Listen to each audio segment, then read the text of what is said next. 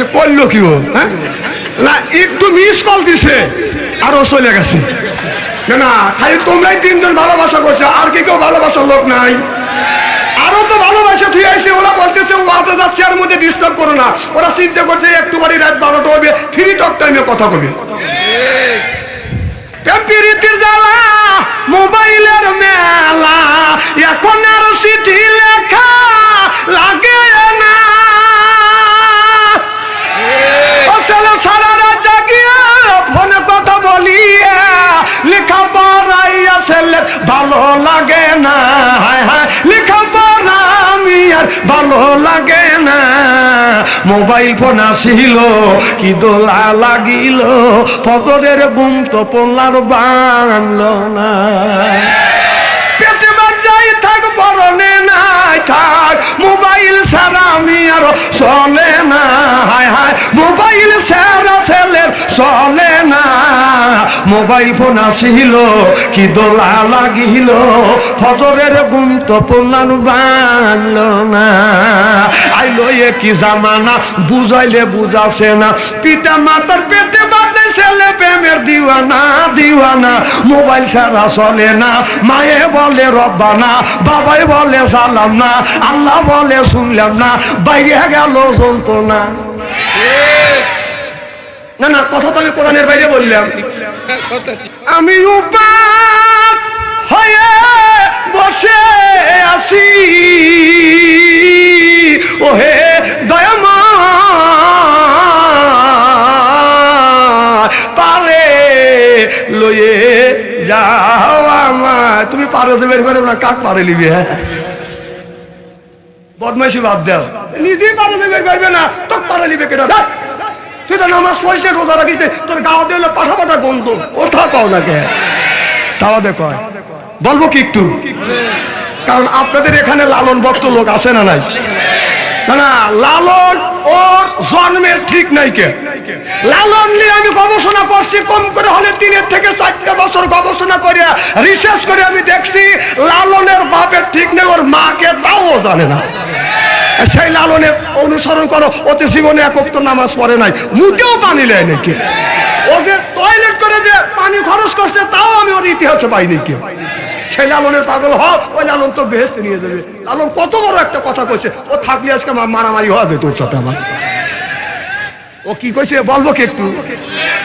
সুন্নাত দিলে হয় মুসলমান, নারী জাতির কিবা বিধান। না না, সুন্নতে যদি মুসলমান হয় তাহলে নারী জাতির কি বিধান? এই ধরনের কথা বললি বাংলাদেশের নারীরা যদি বুঝতো, আর তুই যদি থাকতিস তো বার্মির জুতো দিয়ে পিটতো। কষ্ট পাও পুরুষ মানুষ পক্ষে কাটাইলে মুসলমান, আর মেয়েদের তো আল্লাহ ওটা দেয় নাই, তাহলে ওরা মুসলমান না। তো বার্মির জুতো দিয়ে পেটা দরকার কিনা? কথা কর না কে? কত বড় একটা কথা বলে গেছে লালন। আজকে যদি ও থাকতো, ওর সাথে আমার বোঝা সোজা হইতো। ও বাইশে গেছে আগে মরিয়ে। কোরআন হাদিসে সুন্নাতের কোনো বিধান নাই কে। তবে এইগুলি আদম আপনার ইব্রাহিম নবীর আগে যতগুলি নবী ছিলেন, তারা কোনোদিন সুন্নাহ করে নাই। ইব্রাহিম আলাইহিস সালাম থেকে এই সুন্নাহটা আপনার চালু হয়ে গেছে। সুবহানাল্লাহ, একটু জোরে কর। তাহলে তারা মুসলমান না? আচ্ছা, তুই সুন্নতে খাতনা নিছিস কিনা এই চিন্তা কর। তুই যে সুন্নতে খাতনা নিছিস, এত প্রমাণ নাই কে? ইব্রাহিম নবী সুন্নতে খাতনা নিছে, প্রমাণ আছে। রাসূলকে খাতনা সহ দুনিয়ায় পাঠাইছে, ভাইজান খাতনা নিছে, প্রমাণ আছে। আবুল কালাম আজাদ ভাই খাতনা নিছে, প্রমাণ আছে।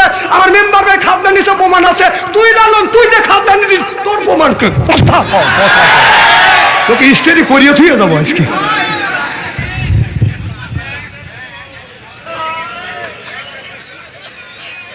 খুব কি খারাপ লাগতেছে নাকি?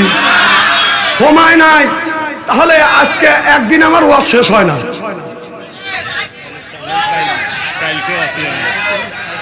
হ্যাঁ,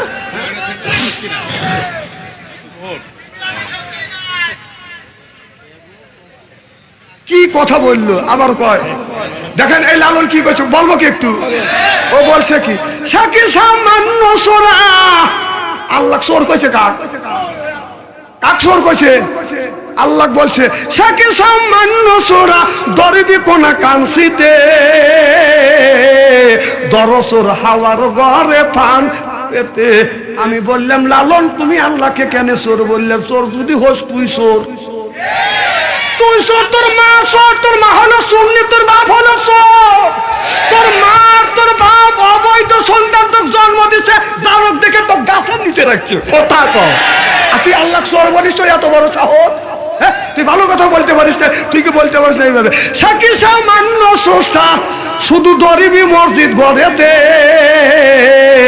দর আল্লাহ এবাদতের ফান পেতে, ফাদু খুলি ফি ইবাদি ওয়াদু খুলি জান্নাতি।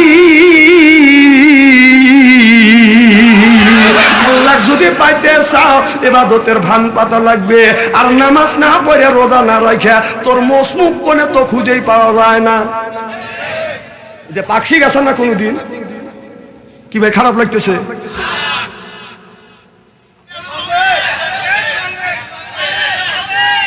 তাহলে আল্লাহ তুই কোন জ্ঞানে কোন বিবেকে তুই চোর বললি? ও যদি থাকতো ওর সাথে সর্বপ্রথম আমার মারামারি হইতো।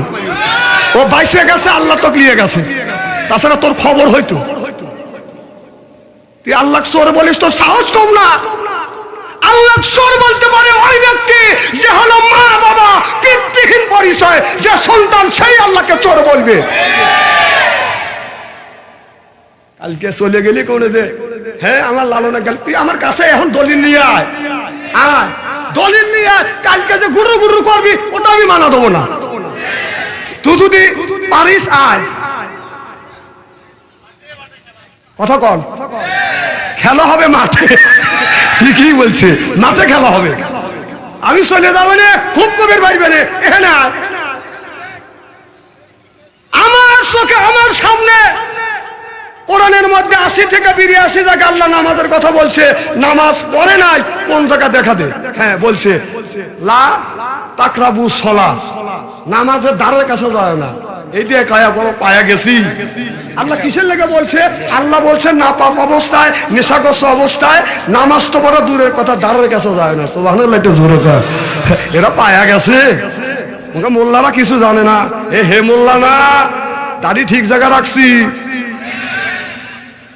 বগুলে দাঁড়িয়ে রাখেনি। আমাদের দেশে কিছু লোক এই যে এখানে কাইতে প্লেন টেলেন করে এই জায়গা রাখছি, আল ধরলে আছে না? নাই, এখানে পেলেন কিন্তু এখানে গন্ধ, পাল ধরলে।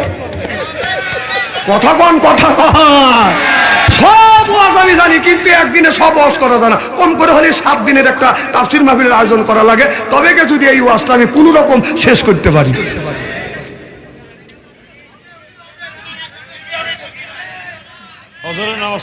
আপনার আসান তো ইনশাল্লাহ। নারে তাকবীর। আচ্ছা, বৃষ্টি দেখে যে চলে গেল, একে ফেলু মনে করছে আমার? কি আলেমগারে ফেলু মনে করো নাকি? আলেমগারে ফেলু মনে করো না। আমি বলছি যে বৃষ্টি হবে না, তাক বলছি যে আল্লাহ 2 ঘন্টা কি সময় দিবে পারেন? আমরা তো তোর গোলাম। আমরা কার গোলাম? তাহলে আমি বলেছি ডাকার মতো ডাকলে আল্লাহ কেন শুনবে না? তো বলার মতো বললে আল্লাহ কেন শুনবে না? আল্লাহ কি শোনে নাই? হেলু মনে করেন না, দাড়িগুলো ঠিক জায়গা রাখছি, বকুলিলা দাড়ি রাখিনি। হে মোল্লা, আমার দেহ সব কয় কি কয় যে পাম দিতেছেন। না না, মানুষ আমার দেখে বলে, আমার দেখে আমার চেহারা কালো, তো হাই রে কাইলের কাইলি হুজুর। আল্লাহ যদি কালো বানায় আমার কি কিছু?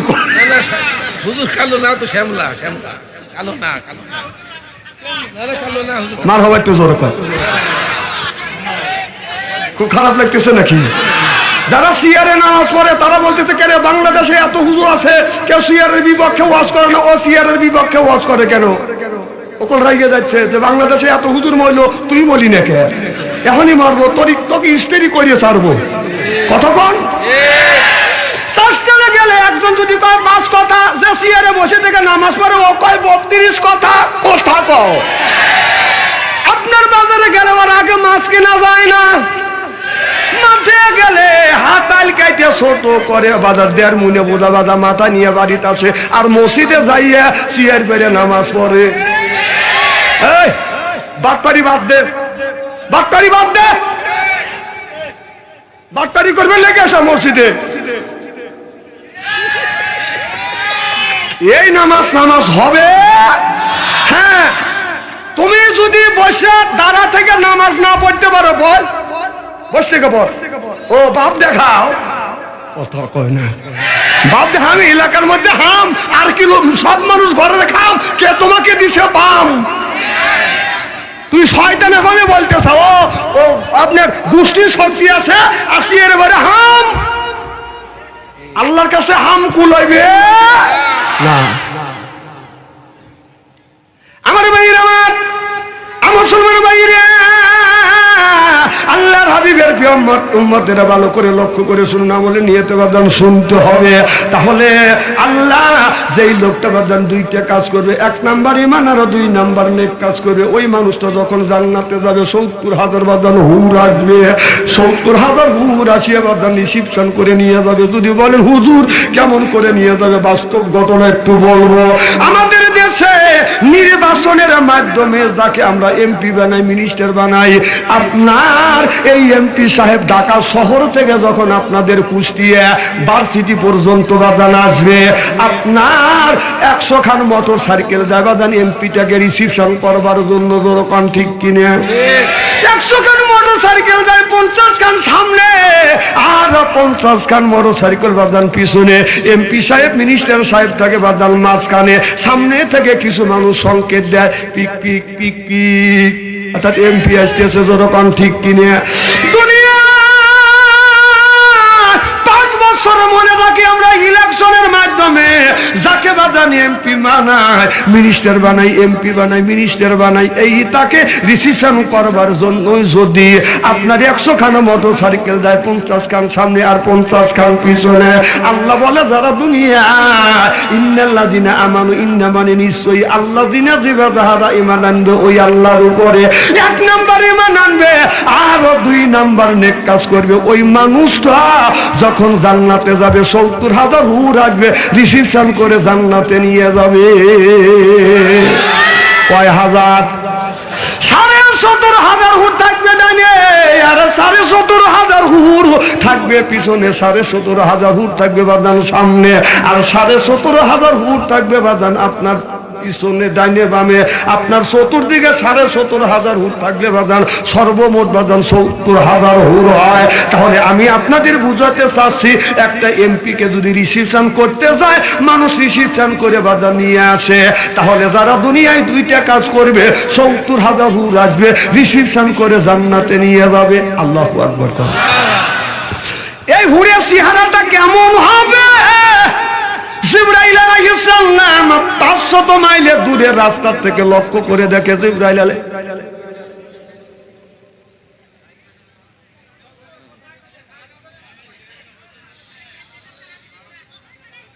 এ বাবা কোনো সমস্যা হয়েছে নাকি? কথা বলা যাবে না। মারহাবা কর। কি জানি বলতেছিলাম? চেহারা। জিবরাইল আলাইহিস সালাম 500 মাইলের দূরে রাস্তা থেকে লক্ষ্য করে দেখে জান্নাতের একটা জানলা খোলা, এই জানালার নিচ দিয়ে একটা হুর দেখা যাচ্ছে। এই হুরটা জিবরাইল আলাইহিস সালামের দিকে তাকায় বাদান মুস্কি মুস্কি হাসি দিছে। অমনি জিবরাইল আলাইহিস সালাম অজ্ঞান হয়ে জমিনে পড়ে গেছে। জ্ঞান ফেরে না, গে ফেরে না। আল্লাহ জিবরাইল আমিনের জ্ঞান যখন ফিরে দিলেন, আল্লাহ বলে জিবরাইল অজ্ঞান হয়ে তুমি কয়দিন ছিলে? জিবরাইল আলাইহিস সালাম বলে আল্লাহ আমার মনে হয় একদিনের কয়েক মুহূর্ত কম। আল্লাহ বলে জিবরাইল 1 দিন নয় 2 দিন নয়, তোমার জ্ঞান ছিল না 70,000 বছর। যেরকম সুবহানাল্লাহ। আর আমাদের দেশের ছেলেরা রাস্তা দিয়ে যদি একটা মেয়ে যদি একটু হাসি দেয়, যুবকটা অজ্ঞান হয়ে যায়। যে যুবক করছে বাদান ভালোবাসা, বাদান যে যুবকটা করছে বাদান প্রেম, ভালো থাকে না তার মাথার বেরেন। আর যে যুবক করছে ভালোবাসা নাই, তার দেহের আশা। আপনার প্রেম করছে মিয়ার নাম হলে আখি দিয়া গেছে বাদান ফাঁকি, রাগ করে খায় যুবকটা বাদান গাজা, আল্লাহ দিবে বাদান সাজা। যারা খাবে মদ তারা হারাবে বাদান জান্নাতের পথ, আর যারা খাবে সিগারেট তাদের নাই মুখের বেরেক, যারা খাবে বিড়ি তাদের মানে দৌড়বে কিরি। বিড়ি যারা খায় তাদের হাত দিয়ে বন্ধ মুখ দিয়ে গন্ধ, দাড়ি দিয়ে গন্ধ, জামা দিয়ে গন্ধ, টুপি দিয়ে গন্ধ, লেপ দিয়ে গন্ধ, বালিশ দিয়ে গন্ধ, আমার হয় ছন্দ ওর বউ থাকে কেমনে রে আল্লাহ রে, জোরকন ঠিক কিনে।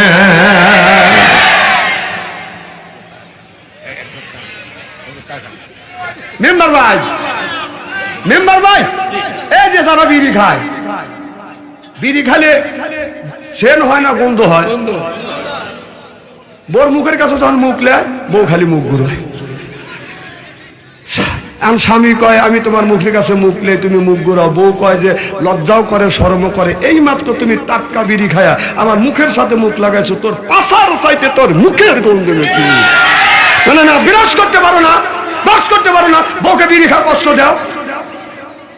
মেম্বার ভাই, এই ওয়াজ করবো না, কেউ মনে মনে ভাববি না যে বাদশাহের মুখে বিড়ির বিপক্ষে ফতুয়া দিবে। ননিবার আমি কেন বিড়ির বিপক্ষে ফতুয়া দেবো? কেউ যদি বলে বিড়ি খাওয়া হারাম, আমি বলবো জায়েজ তো জায়েজই, 100 কোটি বার না 200 কোটি বার জায়েজ। না না, খাওয়ার একটা লিমিটেড আছে, একটা আদব আছে না? জমজমার পানি খাওয়ার আদব হলো তারা থেকে, হ্যাঁ, ভাত খাওয়ার আদব হলো তারা থেকে, পানি খাওয়ার আদব হলো বসে, ভাত খাওয়ার আদব হলো বসে থেকে, পানি খাওয়ার আদব হলো বসে থেকে, বিড়ি খাওয়ার আদব হলো টয়লেটের ভিতরে।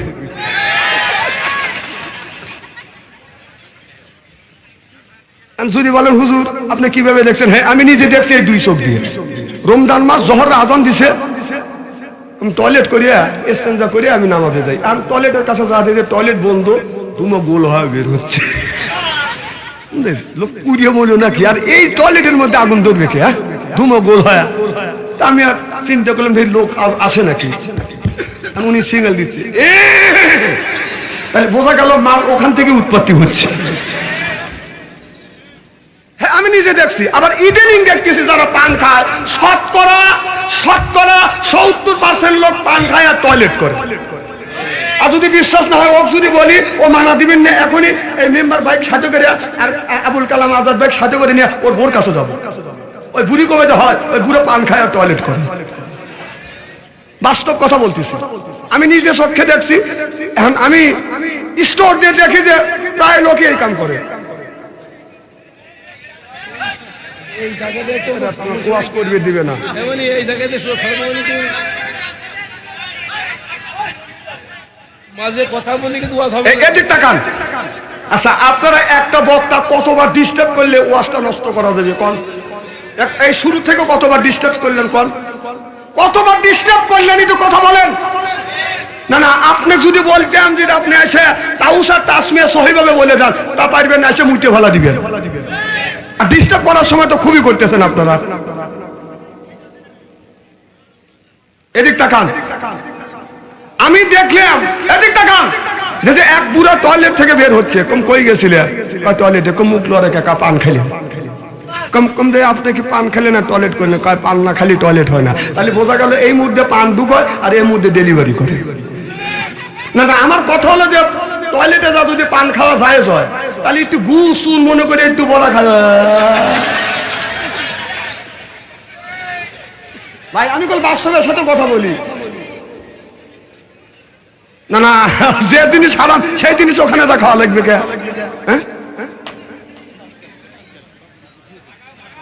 হ্যাঁ, আপনারা যদি না বোঝেন আমার কিছু করার আছে। হেদায়েতের মালিক কে? আল্লাহ। আমার ভাইয়ের আমার জিবরাইল আলাইহিস সালাম বললেন, ইয়া রাসূল জিবরাইল আলাইহিস সালাম, আল্লাহ বলে জিবরাইল কয়দিন অজ্ঞান হয়েছিল? জিবরাইল আলাইহিস সালাম বলে, আল্লাহ আমার মনে হয় একদিনের কয়েক মুহূর্ত কম। আল্লাহ বলে, জিবরাইল একদিন নয় 2 দিন নয়, জ্ঞান ছিল না তোমার 70,000 বছর। আল্লাহু আকবার। জিবরাইল আলাইহিস সালাম আল্লাহরে বলল, আল্লাহ এই হুরের নামটা কি? আল্লাহ বলে, এই হুরের নামটা হলো লোবা। জিবরাইল আমিন বলে, আল্লাহ এই হুর তুমি কারে দিবে? আল্লাহ বলে হুর। আল্লাহ বললেন হুরে। আল্লাহ বললেন এই হুরটা দেবো আমি ওই মানুষকে যারা দুনিয়ায় 2টা কাজ করবে। 1 নাম্বার ফাসাল্লি, 2 নাম্বার লিরাব্বিকা ওয়ানহার। ফাসাল্লি যারা নামাজ পড়বে, লিরাব্বিকা ওয়ানহার যারা কোরবানি করবে, ওদের নামে এই হুরটা আমি রিজার্ভ করে দিব। সিল্লাকান আল্লাহু আকবার। তাহলে 1 নাম্বার নামাজ, 2 নাম্বার কোরবানি। কি কোরবানি? গরু কোরবানি। ভাবো নিরালায় মুসলমান, ভাবো নিরালায় গজব আসিবে দুনিয়া। ওদের সুদের টাকায় পাহাড় করলে মক্কা যায় হজ করিলি বনের পশু কুরবানি করে বিয়ে বাড়ি পাঠাও রান এইভাবে কাটাবি রে মন কত কাল নামে মুসলমান মোরা নামে মুসলমান এইভাবে কাটাবি রে মন কত কাল ও যে গরিবের হক নষ্ট করলি গোস্ত ফিরিজে ভরলি কথা কোন গরিবের সত্য হলো ফিরিজ যদি বলেন কেন এই যে আমার ভাইজানরা রয়েছে মেম্বার সাহেব রয়েছে আপনার 30 বছর আগেকার ঘটনা সমাজ বোঝেন না আপনারা সমাজ বোঝেন না সমাজের মধ্যে যদি 4টে গরু হয়তো গরিব মানুষ বাঘে 6 কেজি করে গোস্ত পেত আর এখন যদি সমাজের মধ্যে যদি 32টা গরু থাকে গোস্ত পাই হলো 1.5 কেজি যদি কারণ হলো ফিরিজ আগে একটা গরু কোরবানি করলে 4 মণ যদি গোস্ত হয়তো বাড়িওয়ালা নেই 1 মণ রাখতো আর 3 মণ গরিবের দান করে দিত সুবহানাল্লাহ এটা জোরে কর